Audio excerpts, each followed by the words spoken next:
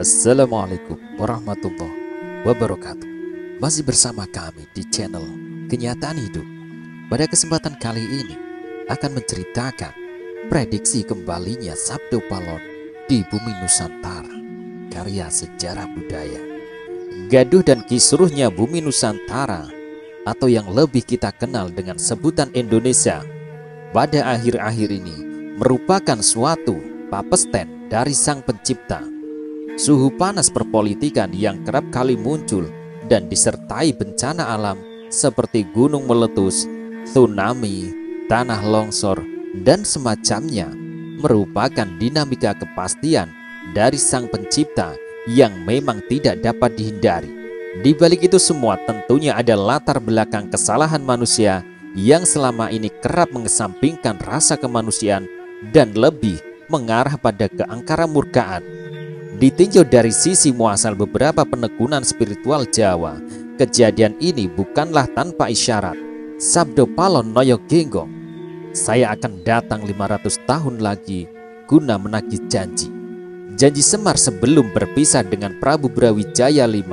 Suatu saat akan datang sang pemimpin dari pinggiran Kali Solo dan bakal mampu mewujudkan impian anak cucuku, di mana pemimpin itu memberikan hak-hakku yang sebelumnya direbut bangsa keturunan Kurawa. Dan di tempat yang barulah seluruh dunia akan dibuat silau akan cahaya Nusantara. Ingat, berdirinya Garuda Wisnu Kencana di Pulau Mahadewa akan mengawali tonggak dunia Nuswantara yang telah lahir kembali.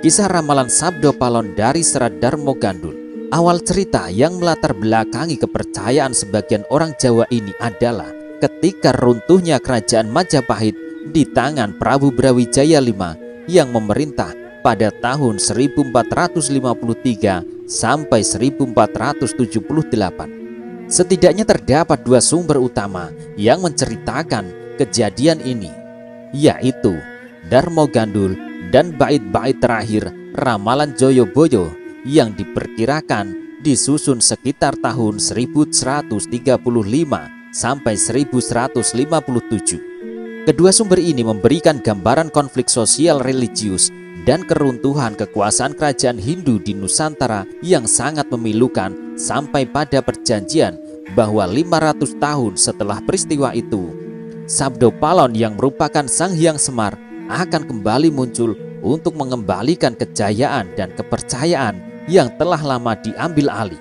Dalam Serat Darmo Gandul diceritakan kisah pertemuan antara Sunan Kalijaga, Prabu Brawijaya, dan Sabdo Palon di daerah Blambangan. Pertemuan ini terjadi ketika Sunan Kalijogo mencari dan menemukan Prabu Brawijaya yang tengah lari ke Blambangan untuk meminta bantuan bala tentara dari kerajaan di Bali untuk memukul balik serangan putranya yang durhaka, yaitu Raden Patah, yang telah menghancurkan Majapahit.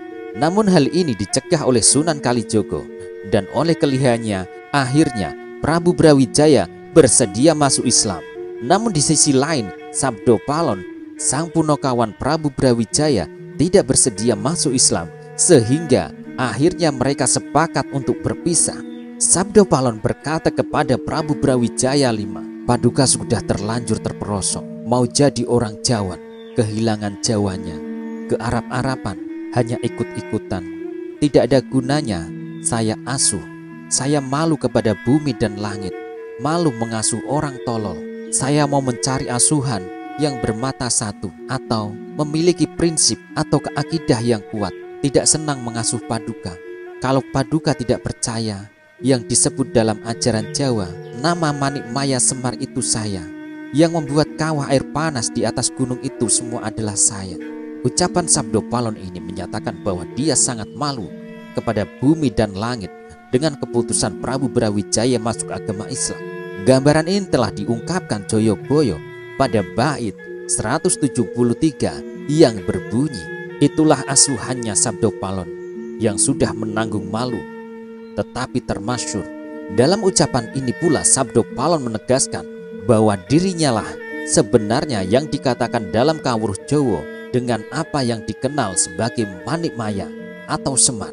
Sabdo Palon menyatakan akan berpisah. Begitu ditanya perginya kemana, jawabnya tidak pergi, Akan tetapi tidak bertempat di situ, hanya menetapkan nama Semar yang meliputi segala wujud. Sekali lagi, dalam ucapan ini, Sabdo Palon menegaskan bahwa dirinya lah yang bernama Semar.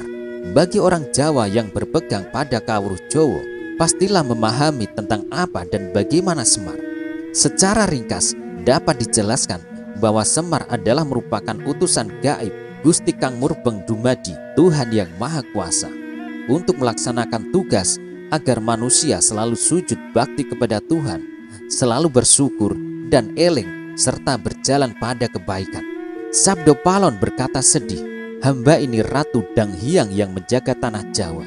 Siapa yang bertahta menjadi asuhan hamba, mulai dari leluhur Paduka dahulu, Sang Wiku, Manu Manasa, Sakutrem, dan Bambang Sakri, turun-temurun sampai sekarang. Hamba mengasuh keturunan raja-raja Jawa. Sampai sekarang ini, usia hamba sudah 2000 tahun lebih dalam mengasuh raja-raja Jawa. Tidak ada yang berubah agamanya." Di kalangan spiritual Jawa pada umumnya, keberadaan Semar diyakini berupa suara tanpa rupa. Namun secara khusus, bagi yang memahami lebih dalam lagi, keberadaan Semar diyakini dengan istilah mencolo putro, mencolo putri. Artinya dapat berwujud dan menyamar sebagai manusia biasa dalam wujud berlainan di setiap masa. Namun dalam perwujudannya sebagai manusia, tetap mencirikan karakter Semar sebagai sosok begawan atau pandito. Hal ini dapat dipahami karena dalam kawruh Jawa dikenal adanya konsep menitis dan cokro manggilingan. Sabdo Palon sebagai pembimbing spiritual Prabu Brawijaya merupakan sosok Semar yang nyata. Menurut Sabdo Palon dalam ungkapannya dikatakan, "Apakah Paduka lupa terhadap nama saya Sabdo Palon?" Sabdo artinya kata-kata, Palon adalah kayu pengancing kandang, Noyo artinya pandangan, Genggong artinya langgeng tidak berubah. Jadi ucapan hamba itu berlaku sebagai pedoman hidup di tanah Jawa, langgeng selamanya.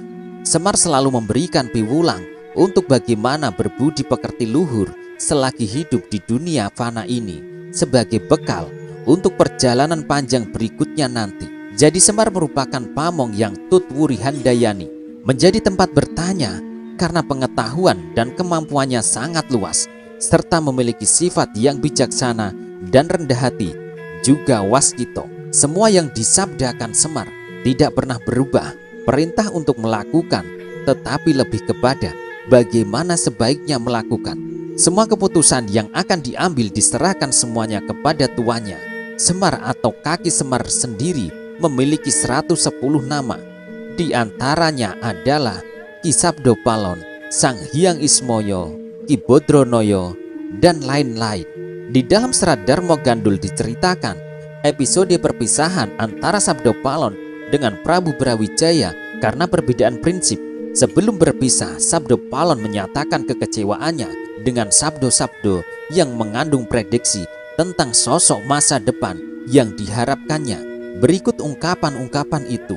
Paduka perlu paham, jika sudah berganti agama Islam, meninggalkan agama Budi, keturunan Paduka akan celaka.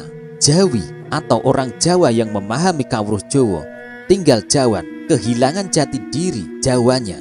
Jawinya hilang, suka ikut-ikutan bangsa lain. Suatu saat tentu akan dipimpin oleh orang Jawa yang mengerti.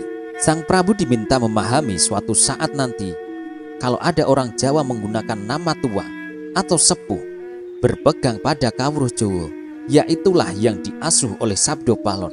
Orang Jawan yang telah kehilangan Jawanya akan diajarkan agar bisa melihat benar salahnya. Dari dua ungkapan di atas, Sabdo Palon mengingatkan Prabu Brawijaya bahwa suatu ketika nanti akan ada orang Jawa yang memahami kawruh Jowo yang akan memimpin bumi Nusantara ini. Juga dikatakan bahwa ada saat nanti datang orang Jawa asuhan Sabdo Palon yang memakai nama tua, bisa jadi mbah, aki, atau eyang yang memegang teguh kawruh Jowo, akan mengajarkan dan memaparkan kebenaran dan kesalahan dari peristiwa yang terjadi saat itu dan akibat-akibatnya dalam waktu berjalan. Hal ini menyiratkan adanya dua sosok di dalam ungkapan Sabdo Palon tersebut yang merupakan sabdo prediksi di masa mendatang, yaitu pemimpin yang diharapkan dan pembimbing spiritual atau seorang pandito. Sang Prabu berkeinginan merangkul Sabdo Palon dan Noyo Ginggong, namun dua orang itu kemudian raib. Sang Prabu heran dan bingung, kemudian berkata kepada Sunan Kalijogo, "Gantilah nama Blambangan menjadi Banyuwangi. Jadikan ini sebagai tanda kembalinya Sabdo Palon di tanah Jawa membawa asuhannya." Sekarang ini Sabdo Palon masih berkelana di tanah seberang. Karena Sabdo Palon tidak berkenan berganti agama Islam, maka dalam naskah ramalan Sabdo Palon ini diungkapkan sabdanya sebagai berikut.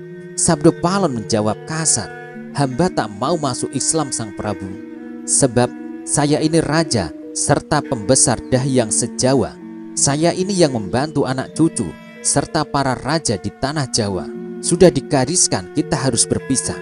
Berpisah dengan Sang Prabu, kembali ke asal mula saya. Namun Sang Prabu kami mohon dicatat, kelak setelah 500 tahun saya akan mengganti agama Budi lagi. Saya sebar seluruh tanah Jawa. Bila ada yang tidak mau memakai, akan saya hancurkan menjadi makanan jin setan dan lain-lainnya. Belum legalah hati saya bila belum saya hancur leburkan. Saya akan membuat tanda akan datangnya kata-kata saya ini. Bila kelak Gunung Merapi meletus dan memuntahkan laharnya, laharnya tersebut mengalir ke barat daya, baunya tidak sedap. Itulah pertanda kalau saya datang sudah mulai menyebarkan agama Budi. Kelak Merapi akan bergelegar. Itu sudah menjadi takdir Sang Hyang Widi bahwa segalanya harus bergantian, tidak dapat bila diubah lagi. Kelak waktunya paling sengsara di tanah Jawa ini pada tahun Lawon Sabto Ngesti Aji. Umpama seorang menyeberang sungai, sudah datang di tengah-tengah, tiba-tiba sungainya banjir besar, dalamnya menghanyutkan manusia sehingga banyak yang meninggal dunia. Bahaya yang mendatangi tersebar seluruh tanah Jawa. Itu sudah menjadi kehendak Tuhan, tidak mungkin disingkirkan lagi, sebab dunia ini ada di tangannya. Hal tersebut sebagai bukti bahwa sebenarnya dunia ini ada yang membuatnya. Dari bait-bait di atas dapat kita pahami bahwa Sabdo Palon menyatakan berpisah dengan Prabu Brawijaya kembali ke asal mulanya. Semar adalah Sang Hyang Ismoyo yang berwujud manusia. Jadi ketika itu Sabdo Palon kembali ke asal mulanya sebagai wujud Sang Hyang Ismoyo. Namun setelah 500 tahun kemudian, Sabdo Palon menyatakan akan datang kembali ke tanah Jawa dengan tanda-tanda tertentu. Diungkapkannya tanda utama itu adalah muntahnya lahar Gunung Merapi ke arah barat daya. Baunya tidak sedap dan juga kemudian diikuti bencana-bencana lainnya.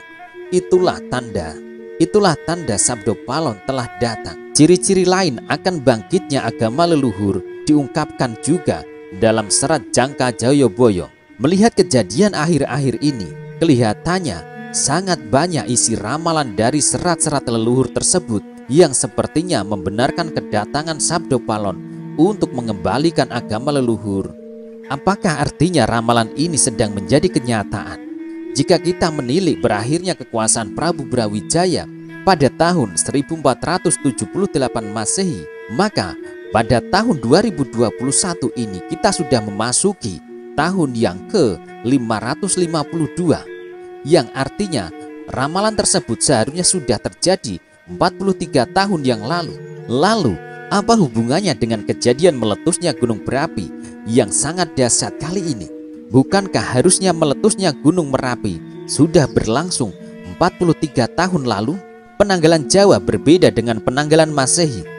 Dalam kalender Masehi, 1 tahun terdiri dari 365 hari. Tetapi dalam penanggalan Jawa yang awal, sebagaimana penanggalan yang diturunkan dalam kalender Bali, 1 tahun lamanya 420 hari. Jadi andaikan 500 tahun kalender Jawa terdiri dari 210.000 hari, maka dalam kalender Masehi ramalan tersebut harusnya berlangsung pada tahun ke-575. Sekarang tahun 2021. So, 500 tahun penanggalan Jawa dalam kalender Jawa atau Bali akan berakhir 23 tahun lagi. Mudah-mudahan masih hidup pada masa itu dan bisa menyaksikan tepat atau tidaknya Serat Jangka Joyoboyo tersebut. Demikianlah sekelumit ulasan tentang prediksinya kembalinya Sabdo Palon di bumi Nusantara. Semoga cerita ini dapat menambah sedikit wawasan akan keberagaman sejarah Nusantara. Apabila terdapat kesalahan dalam pengucapan atau versi dan masukan, jangan ragu untuk mengoreksi kami di kolom komentar. Jika dirasa bermanfaat, silakan like, subscribe, dan share video ini. Akhir kata, semoga kita selalu diberkahi dalam menjalani kehidupan ini. Terima kasih telah menyaksikan video ini. Wassalamualaikum warahmatullahi wabarakatuh.